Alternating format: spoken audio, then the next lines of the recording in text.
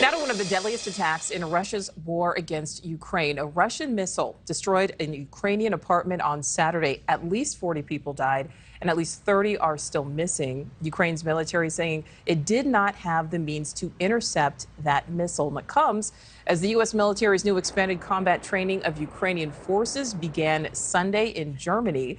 So here with me now, retired Lieutenant General Richard Newton, former Assistant Vice Chief of Staff with the U.S. Air Force. General Newton, always great to see you. What is this training likely to entail?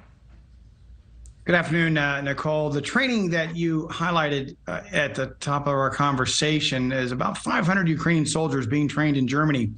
That is part of a plan to train these soldiers for a variety of weapons, including artillery, tanks, combat vehicles, and so forth.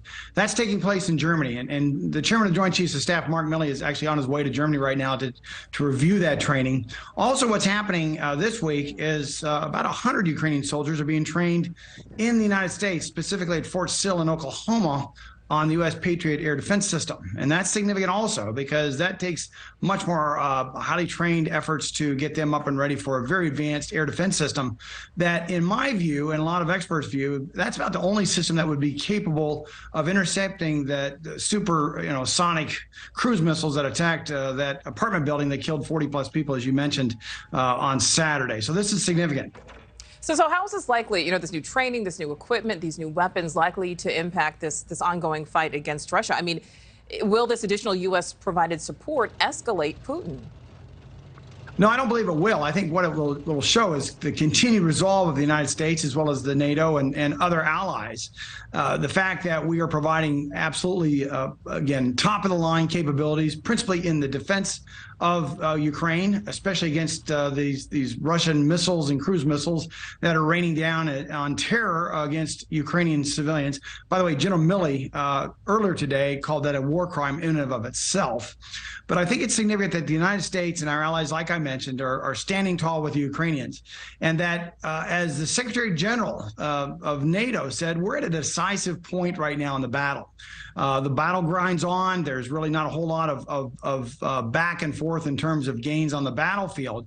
And I believe what's going to be happening here in a couple months is there will be a spring offensive by Putin to try to unleash some of those 300,000 soldiers that he's put in the line, although they're not poorly trained at this. They're poorly trained at this point. But nonetheless, that's significant to get ready for that.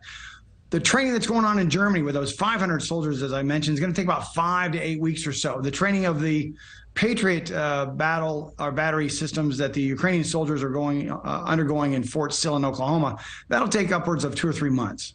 Okay, so General, you mentioned this potential spring offensive by Putin, by Russia. This war is at this point waged on for months.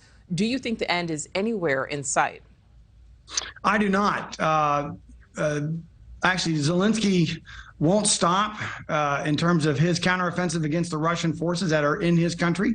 And frankly, Putin won't give up. So we're at a stalemated point of a grind. And those, as I mentioned earlier, those 300,000 troops that were called up, those draftees, if you will, that were put into the front lines just a couple of weeks or so ago, has really changed a little bit of the calculus of the battle operations in favor of the Russians, ever so slightly in the eastern part of Ukraine and the Donbass region. Whether or not they're going to be able to sustain that with poorly trained draftees, with lack of really capable equipment and so forth, is to be seen. They're facing a very robust Ukrainian army that is defending their territory. They have the morale and they certainly have the leadership to continue on to fight back. So I don't see a close, in terms of the calendar, in terms of a solution here.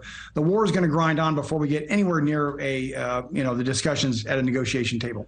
All right, General Newton, as always, we thank you. Thank you for watching. Go to newsnationnow.com to find NewsNation on your television provider. And don't forget to click the red subscribe button below to get more of NewsNation's fact-driven, unbiased coverage.